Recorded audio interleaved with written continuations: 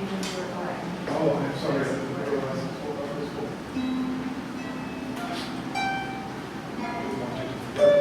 Yeah, I know, after all that.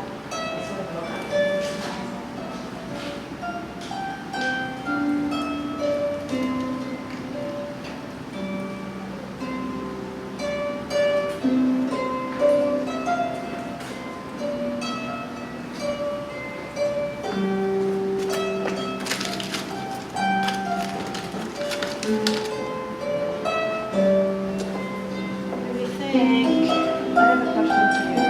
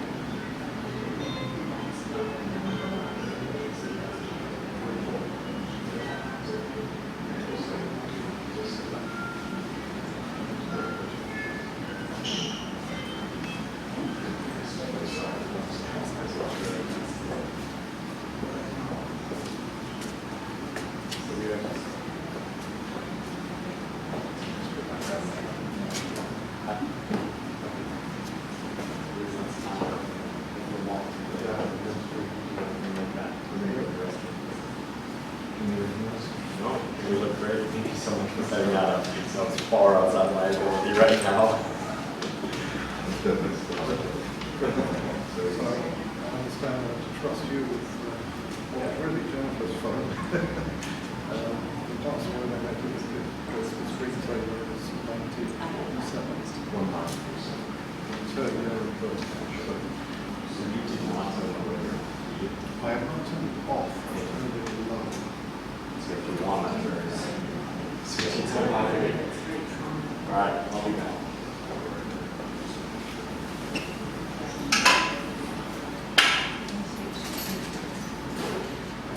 This one is so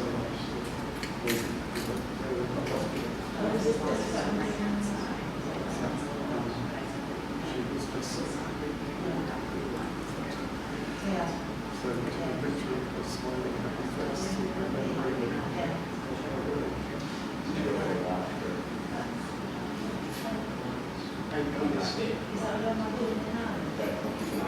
actually stopped them.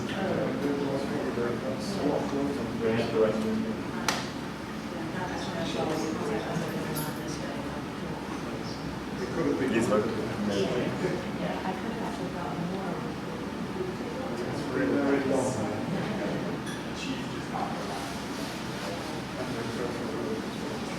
We'll be back. 5 minutes. All right, sir.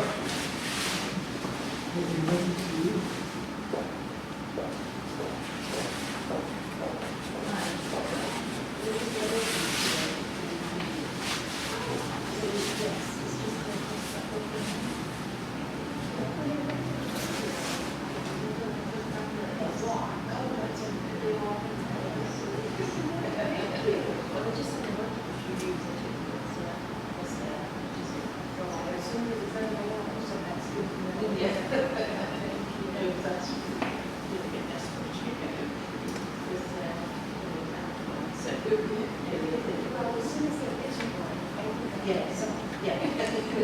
Yes. So how much trouble come? Usually, which probably is far night, but I left at 4:30. Oh, no. So, it was a bit of a drive, but it's nothing major. So how long was that, 4 hours? It was closer to 5. But you do that to me. Oh, yeah. You do. No, no. And then we go through that stage week. Well, when I get out here, I have a relative who's in an assisted living center in Grants Pass. So I'll go over and play some tunes for them. Yes. And then there's an assisted living place in Roseburg where I stop and play too. So I'll go over there and play and Roseburg and play them. So you do it all in one day? Oh, yeah. Oh, no, no, no, I got everything. So I got I'm much this is a Catholic park. Yes. And I have another one in the park that's smaller, because sometimes, and I haven't been here before, sometimes I keep it into a really small space, and that one I can just sit on my lap and play. So I brought that just in case it was a really tiny space. Yes. But, yeah, the paddle park or the concert park, those things are so heavy. Yes. Yes. Yeah. You can't carry them around with you. You really have to have two people. Yes. Just to play it. Yeah. Yeah. So, you know, I'm not beautiful. Yeah. This is very delicate. Well, his name is Frank. Oh, is it? Yes. Because he has holes in his head. He was a very short kid. And the person who bought him just, she said, well, he's just sitting. And all I had at that time was my small one. I was looking for a larger one, but everything was fun was yes. And especially obsession.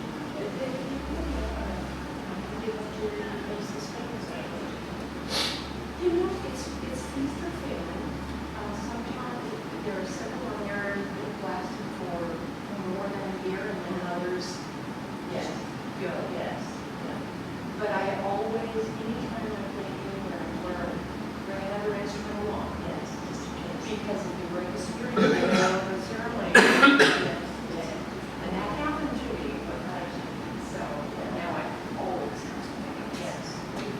Because changing the string takes about 2 hours. And she can it depends on the lessons.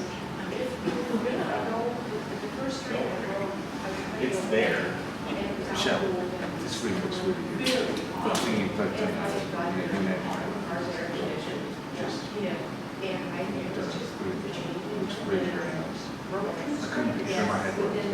See the photos. I can see the whole thing. Yes, yes. You both proud.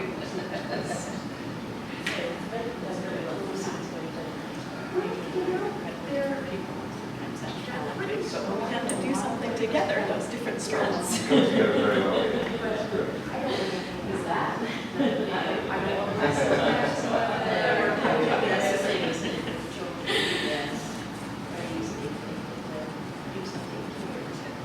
First time saying that's recording right there.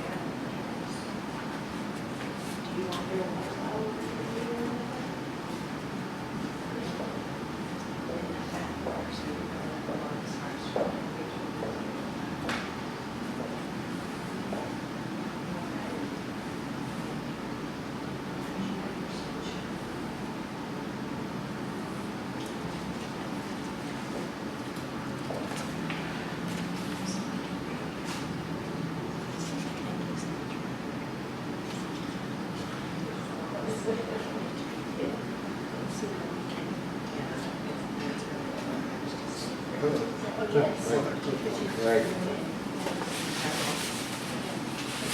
We choose the right day anyway, not Sunday. Yeah, We appreciate it. yeah. Doing super fun. Yeah. Already.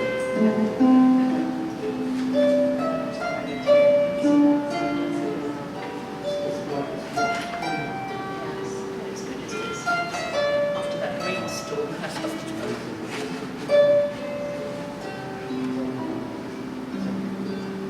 Jenny's favourite. Yes.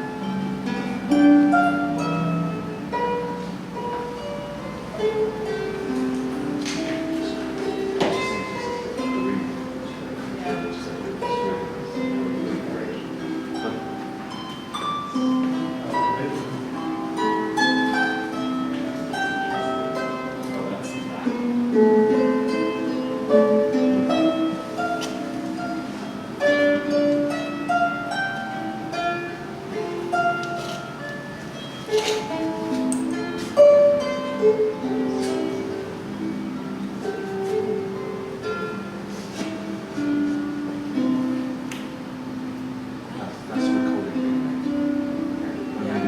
What's Nikki's? Cameras on. Computer screen.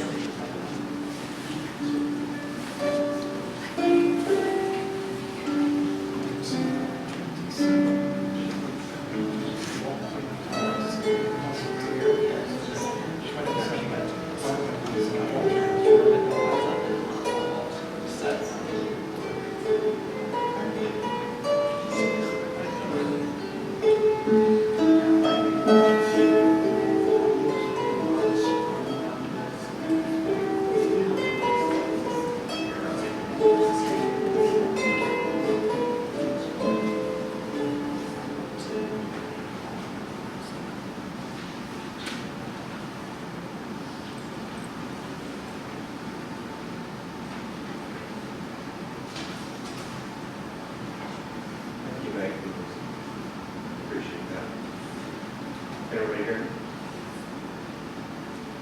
My name's Eric. Thank you all for coming here. We're happy to be able to share in the celebration of Jennifer's life with you. Jennifer definitely would have wanted this to be a celebration of life rather than a solemn occasion. Therefore, before the family shares their memories and stories, we'd like to open with a reading from David Harkins, the British poet born in 1959 in Cumbria. In 1981, while working as a baker, he wrote the poem She Is Gone, about an unrequited love, and sent it into various literary magazines and journals. And about 20 years later, in 2002, it was read by the Queen at the Queen Mother's funeral. So from humble beginnings, and some of the most royal messages of love and loss. She is gone. You can shed tears that she is gone, or you can smile because she has lived.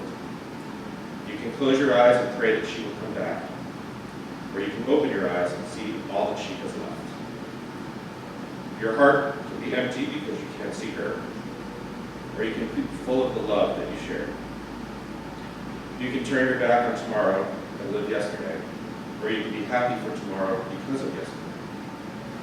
You can remember her and only that she is gone, or you can cherish her memory and let it live on. You can cry and close your mind where you can do what she would want. Smile, open your eyes, love, and go. I want to introduce Adrian, Jennifer's son, for the first reading.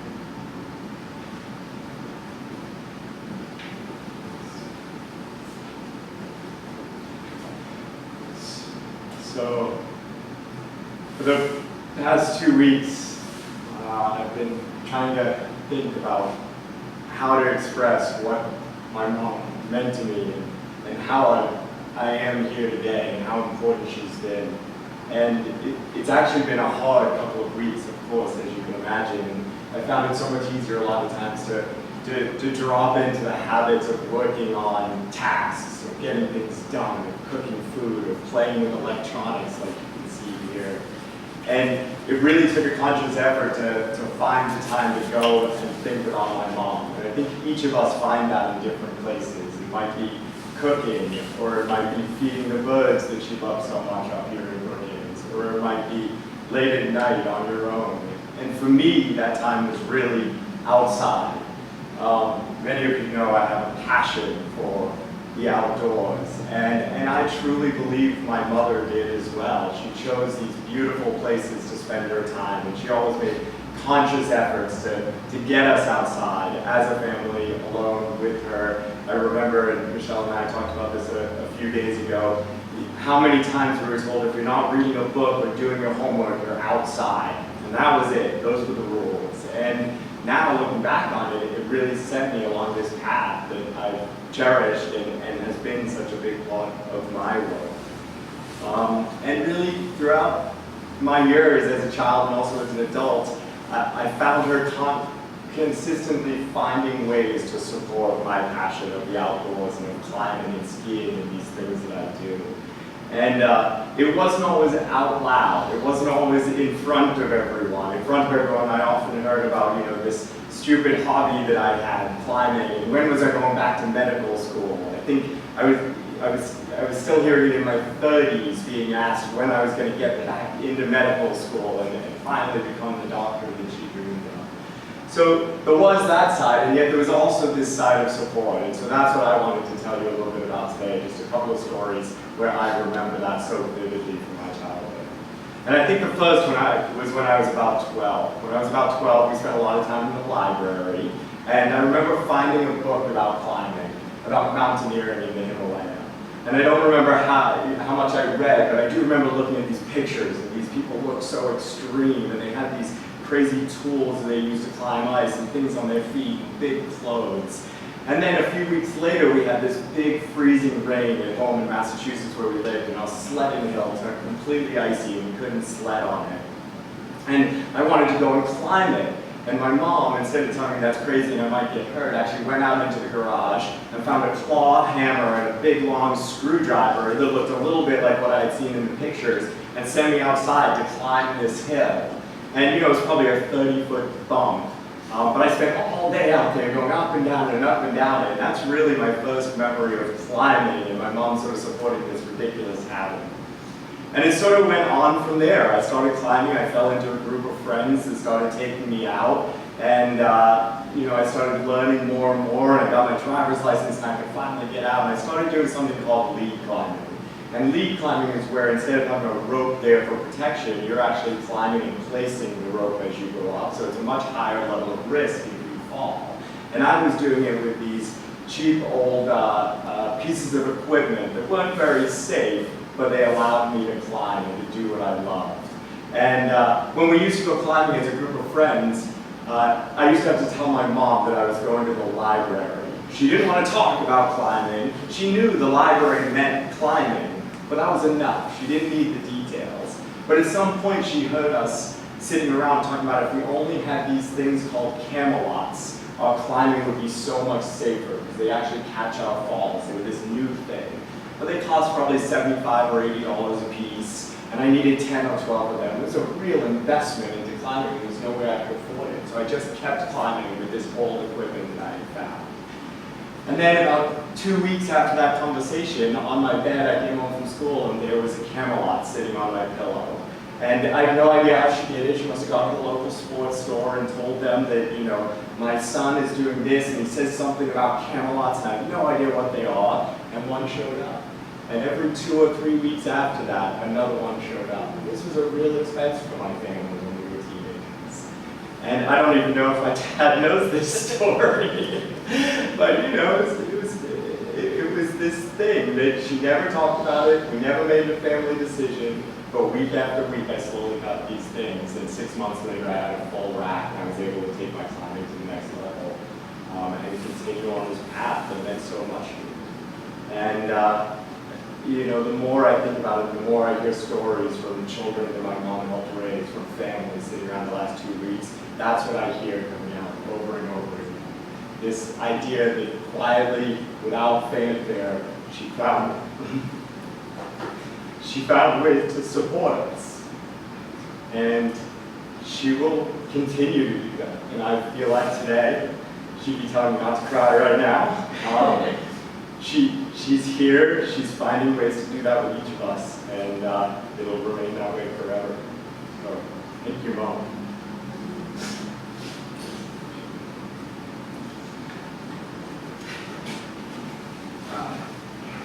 Jennifer's grandson, what you'd like to say? So, for as long as I can remember, this whole traditional Irish blessing meaning my grandmother's house on the wall, and it gave me a sense of constant safety.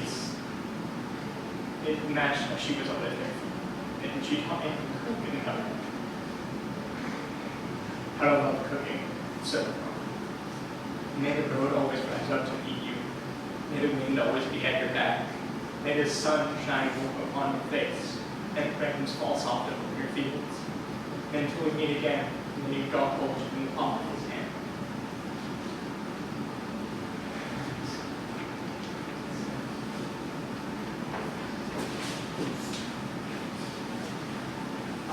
Michelle, Jennifer's daughter.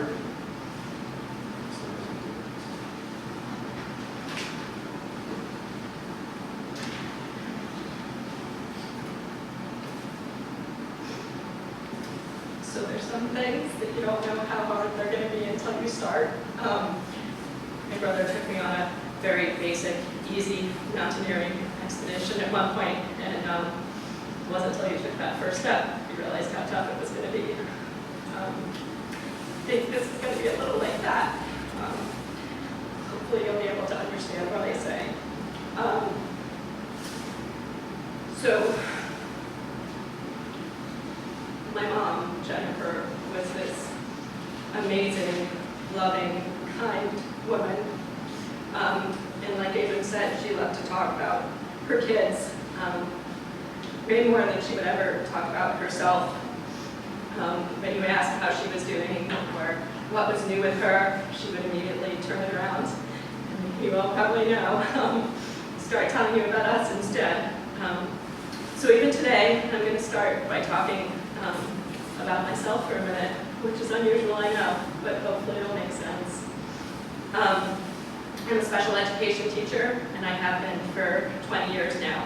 I've worked in residential care facilities where they brought children who were deemed unfit to be in the community or unsafe. I've worked in self-contained classrooms where they would send students to me from all the other schools that they couldn't manage anywhere else.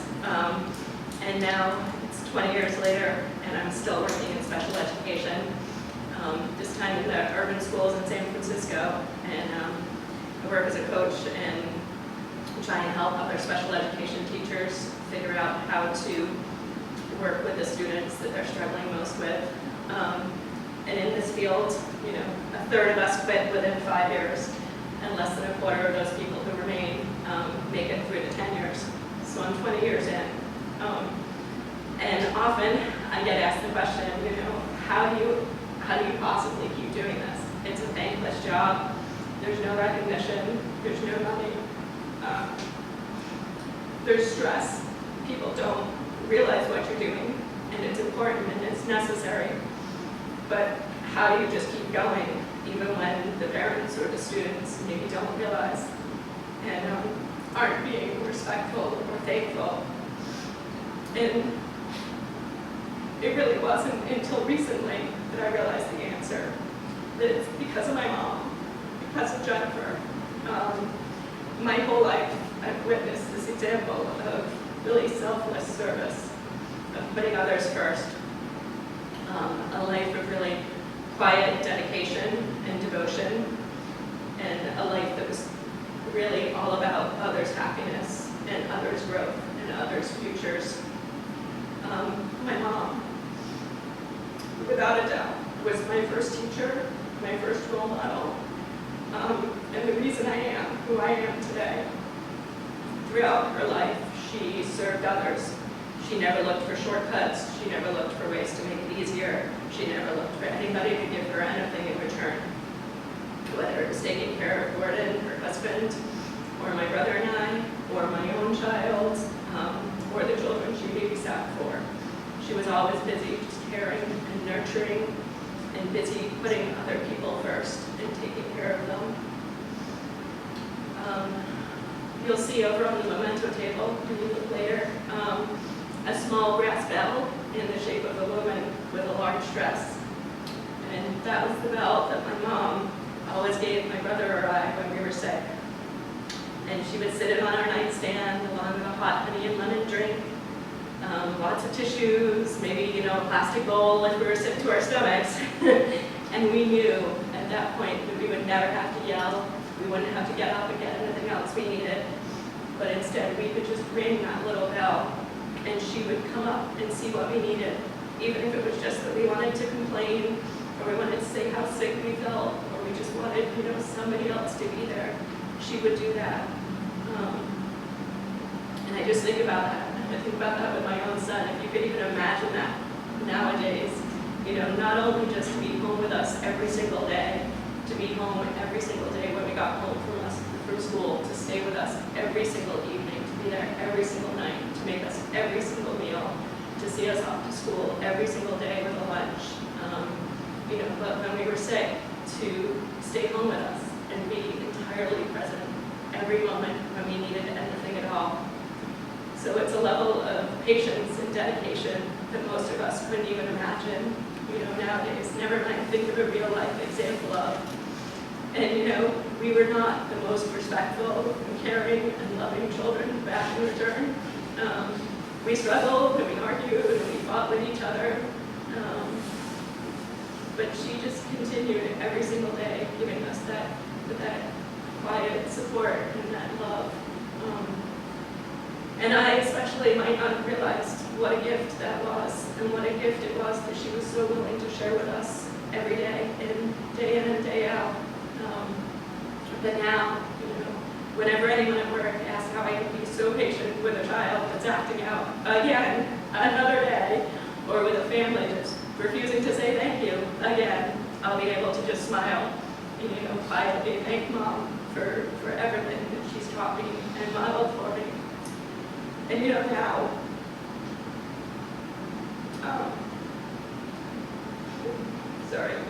all I wish now is that we had, another one of these little bells that somehow could work across whatever barrier she's been taken across. And just be able to tell her, call her back for a few minutes, and just be able to, instead of ringing the bell to ask for something, or to tell her what I need, or to share how sad I am, but instead to say thank you to her, and to tell her how much she's meant to me, and how much I'm going to miss her, and to tell her that I finally understand everything she did, and what she was to all of us.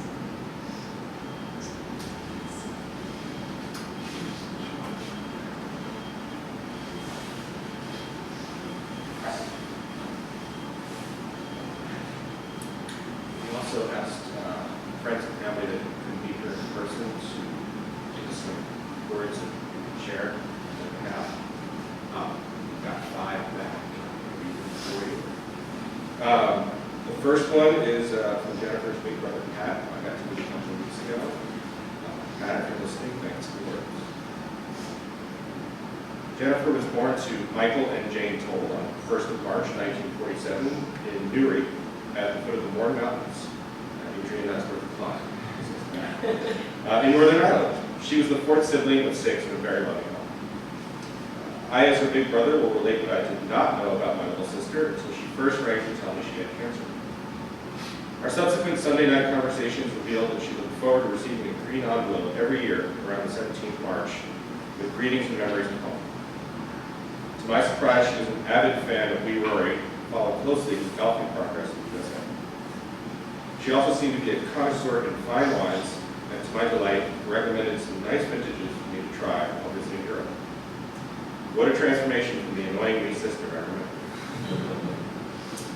And Shane and I visited Jennifer in hospital in Eugene prior to Christmas. It was clear from our bedside chat how proud she was of Michelle and Adrian, and how grateful she was for the support afforded during her illness. It proved to be a very emotional but rewarding visit. We in Ireland will feel the loss terribly. It's the first broken link in the family chain. We will miss you, sis, never forget you, and remember you always in our prayers. Unfortunately, we cannot be with you in Brookings. As this is a celebration of Jennifer's life, at your leisure, raise a glass of Boré, one of her recommendations, to her fulfilled and happy life. So goodbye, dear sister, Pat, Ann, Barney, Francis, Mary, and the entire total.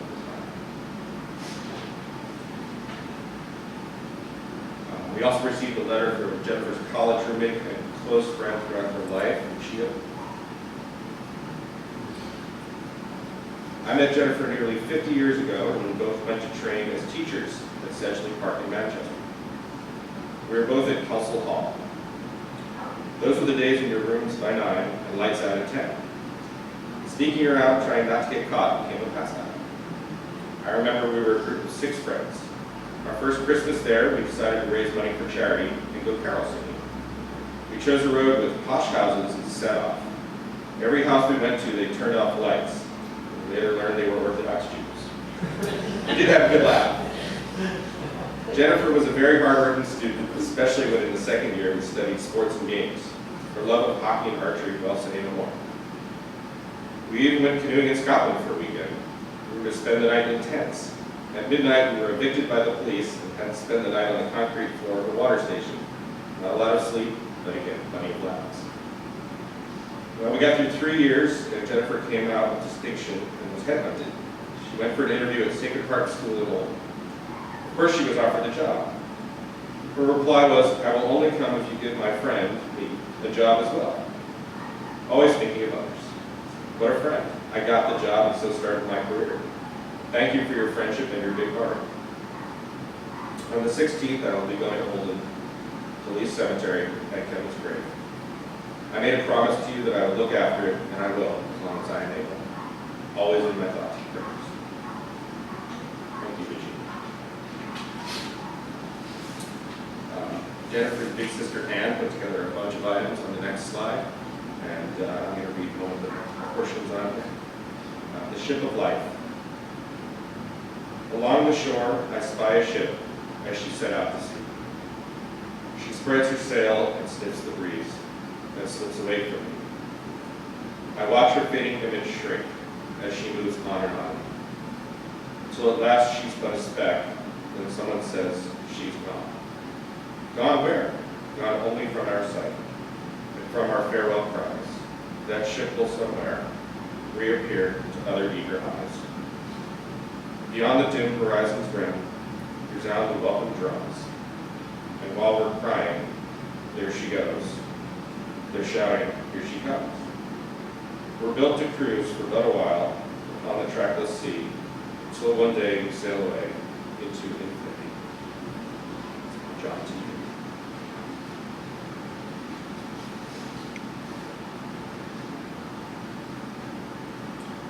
Okay, Jennifer's nephew and godson Shane has also put together a nice collection of items. I'm going to read one of them for you. I'm not going to read the at the end because I don't have justice. Recently, I posted on Facebook Jennifer's free spirit, individuality, and the way she chose to explore and live life has been an inspiration to me. Jennifer's response was, of course, typically humble, understated, and reminded me of Eleanor Roosevelt quote. You can never really live anyone else's life, not even your child's. The influence you exert is through your own life and what you become yourself. It's a long way from Newry to Oregon, 25 miles. And in life where nothing is in a straight line, Jennifer's journey required courage, best described in the words of Robert Frost. Two roads diverged in the wood, and I took the one less traveled by, and that has made all the difference. No question, Jennifer and Gordon took the road less traveled. In watching them, I learned more than they will ever know from their cross-country adventure, their togetherness, and their collective enjoyment of the simplest things in life, particularly birds and the ocean. I did chuckle at Jennifer's last post. She was worried about Carson from Downton Abbey catching her with his bottle of wine. Even in pain, that dry Northern Ireland humor never left Jennifer, and let me tell you, she knew, as I did, that Carson had a long way to go to track her down. Jennifer will be missed.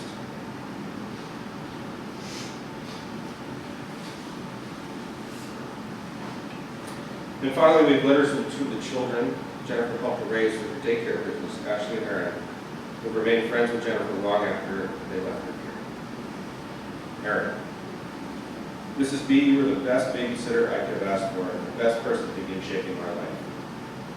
You bringing us over to your house and letting us choose which stuffed animal we wanted to keep instilled in me a sense of hospitality. You having your husband play guitar for us instigated my love and fascination for music and my desire to learn as many new instruments as possible. Your Irish accent made you super good at speaking with an Irish accent, and maybe that was a little less true. The way you've always kept in touch long after you stopped babysitting taught us the importance of staying in touch with the ones you love, no matter the distance. I'm taking an anthropology class, and I learned that personality and character are not biological, as many people think. They come from the environment in which you grow up. I clearly have you to thank for many of my successes in life. You provided me the perfect environment to learn how to be a kind and loving person like you. I am blessed to have had you as part of my life.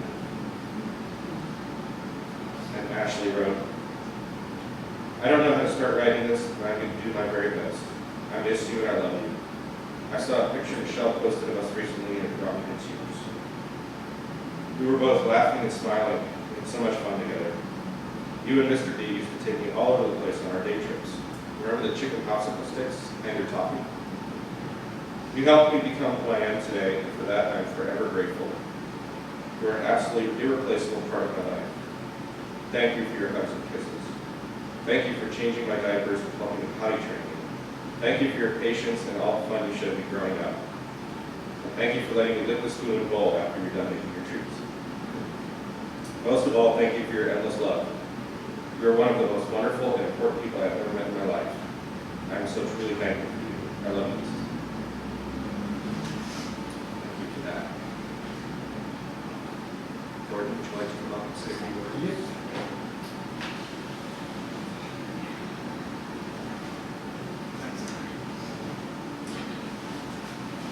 So now it's my turn to tell you about this wonderful woman who for 47 years has been my best friend, my partner, my lover, and for 44 years, my wife.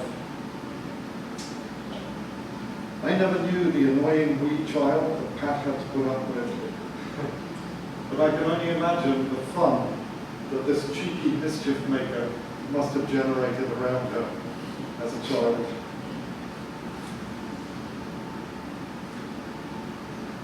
I know, but she must have had a serious and firm side too. In 1965, she made what at that time must have been an impossibly hard decision. She was going to leave her home and family in Ireland to go to college in England. This was the time of the Troubles, when many of the people around her were screaming, "Burn everything British," except their money. But Jennifer knew that her calling as an infant teacher required her to leave the safety of her home and travel out among us heathens. Unbelievable strength and courage and conviction of what was the right thing to do. In college, Jennifer excelled in her studies to become a teacher. She had a circle of half a dozen special friends, with Lucia as the one that she spent many trips and holidays with. The college she had chosen to go to, Sedgley College, was a Catholic teacher training college, 100% female students, and run by nuns. I'm not sure, can I get away with saying you can't have none of it? Meantime, I was at Salford University, a very technical school with 90% male students, and our halls of residence just half a mile up the hill from Sedgley College. You can guess that half mile between the schools was a very well-beaten path, even if the nuns didn't want none of it. Jennifer and I first met in 1968, introduced by friends as a kind of blind date to see if we wanted to go to a party together. Basically, they needed another fella to even out the numbers. So I met with Jennifer and her circle of friends on a Saturday afternoon. And I'm very glad to say I passed the test, and she agreed we'd go out together that evening. The evening went very well. In fact, so well, we were having such a good time that we missed the last bus back. So at this point, I think I need to describe Sedgley College a little more. As I said, it was run by nuns, and the main building was a big old manor building that had these enormous wooden doors with iron bars and bolts on the inside. And at 10:30 at night, those doors clanged shut and the bolts would be put in place, and that was it. If you were late past 10:30, you had to come and ring the doorbell, and a nun would get up and come down and let you in, and then your name would be written in the bad book, and the next day you'll have to describe to the Mother Superior why you were out late, where you've been, and what you've been doing. So to say that Jennifer was concerned when we missed the last bus would be a bit of an understatement. But I was the knight in shining armour. I quickly flagged down a taxi, helped Jennifer in, and together we were whisked back to Sedgley, leaving the bus with her friends way behind. The only trouble was when we arrived, I realized how expensive a taxi was, and I didn't have the money to pay it. Jennifer, of course, was ready for any eventuality and dug me out of the hole by pulling money out of her purse and paying the taxi driver. So I was mortified and convinced that I'd blown what was an important first date to me. But she laughed through my embarrassment and agreed to meet me again the next day, Sunday, for afternoon tea. And I did have enough money to pay for that. And many more dates followed.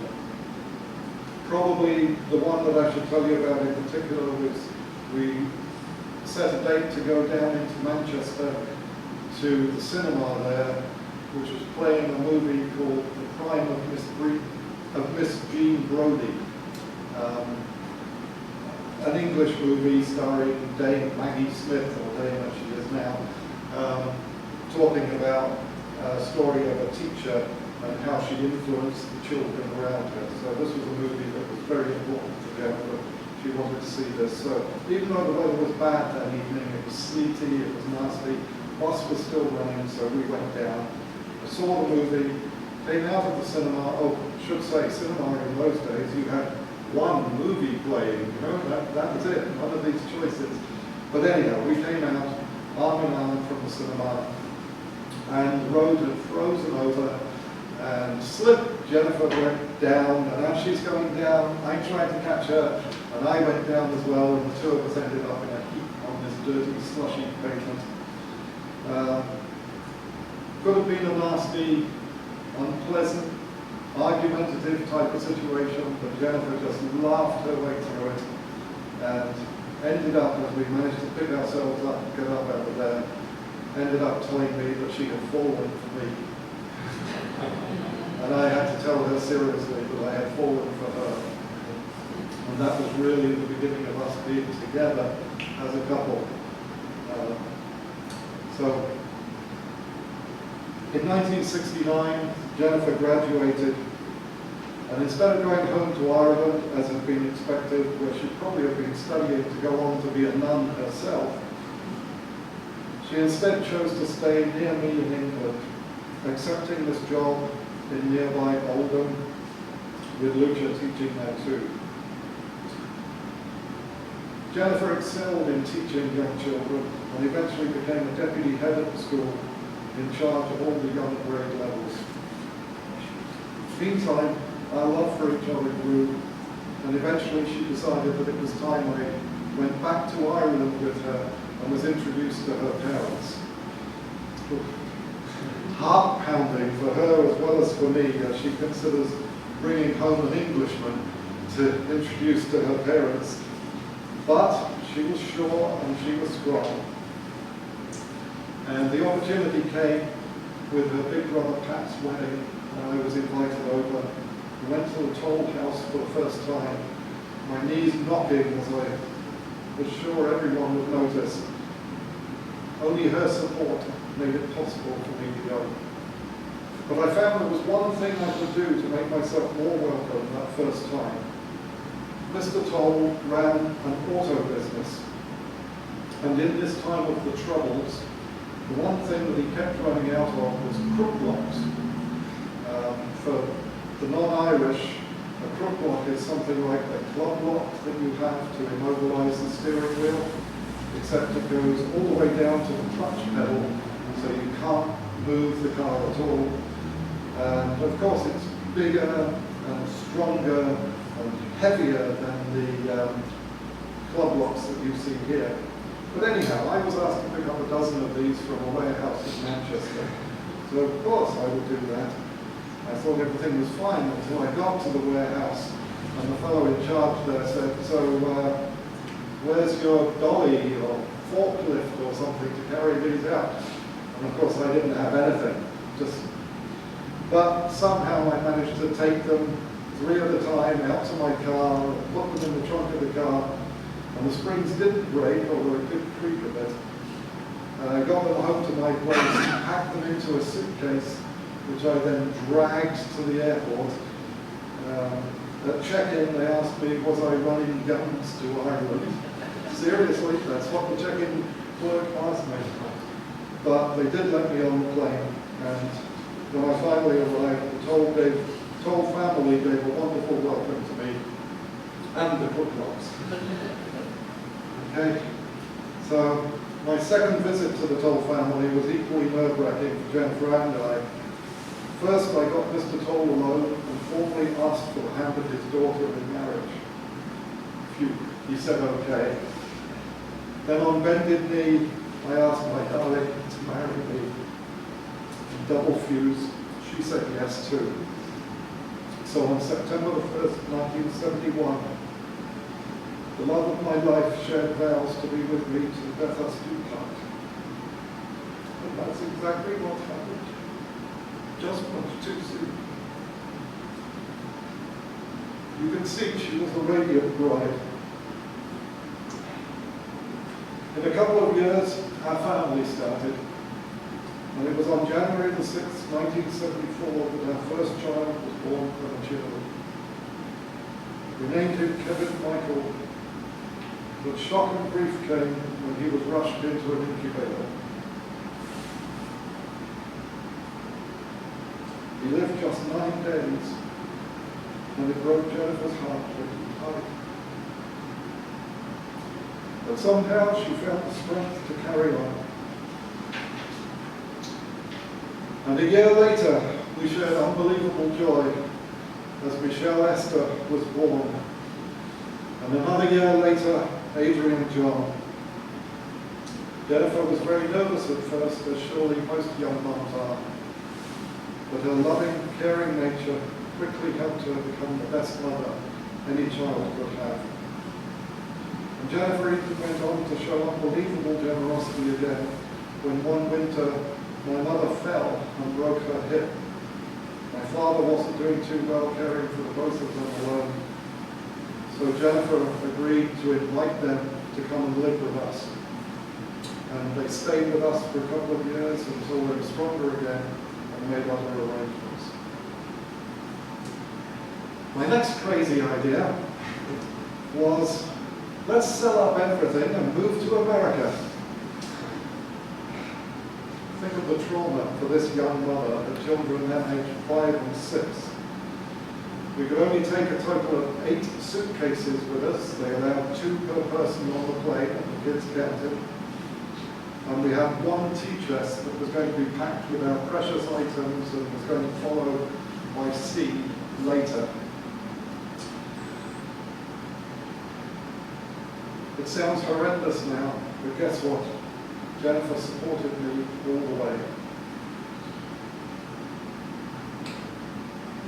When we finally got here to America, the biggest disappointment turned out to be that the education department in Massachusetts would not recognize her teacher training qualifications, so would not allow her to teach. But guess what? Strength and determination again. She knew what she wanted to do. She wasn't going to be put off her calling of teaching and caring for young children. So she opened a daycare. And it was yet another magnificent success story for her. The first grade teacher at the school told us that she could always tell when a child had come through Mrs. B's. They were always ready to learn and they enjoyed going to school. And Jennifer similarly guided our own children successfully through their grade schools and off to excellent universities. Michelle presented us with our first grandchild.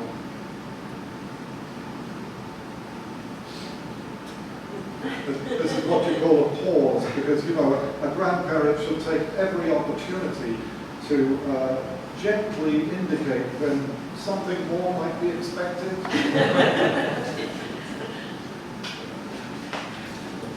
But after 9/11/2001, I had another crazy idea.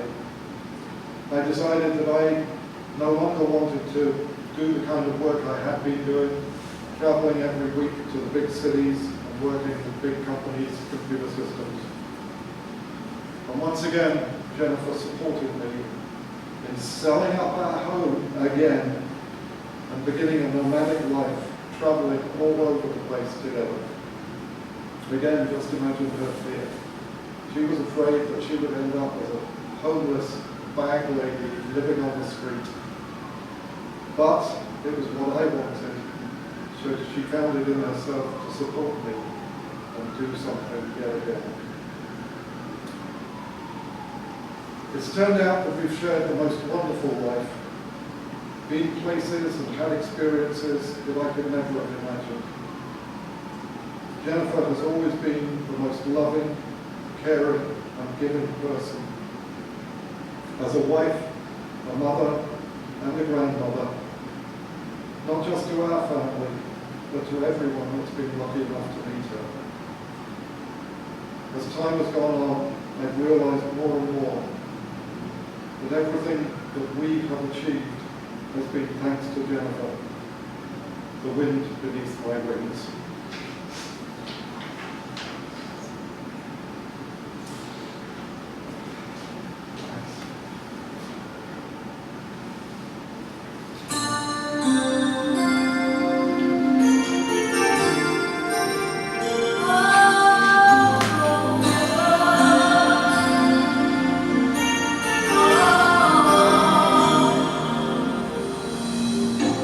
It must have been cold there in my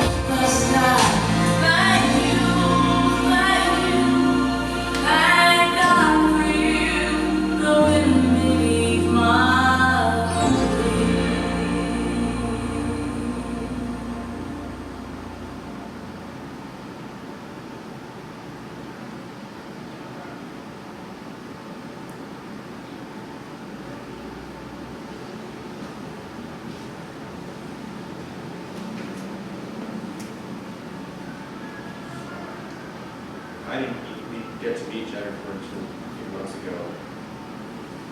But at that time, I found her to be charming in manner and just charming in humor. Her last words to me were to take care of her daughter. The last words I heard her say to Michelle was, "Stop giving me such a hard time." It's charming to something. Thank you all for being here. Thank you, family, for hosting the kind of ceremony.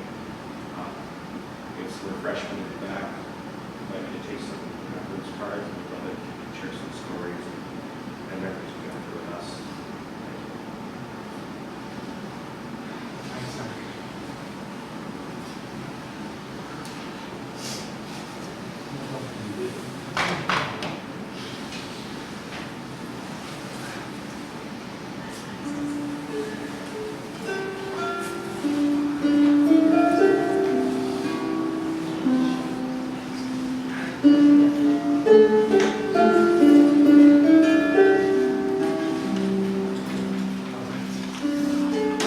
Thank you so much for coming. I really appreciate it. So, just so you know, the screen there is telling you what's going on the way for us. There were 31 computers put in at the height of that. So, somewhere across.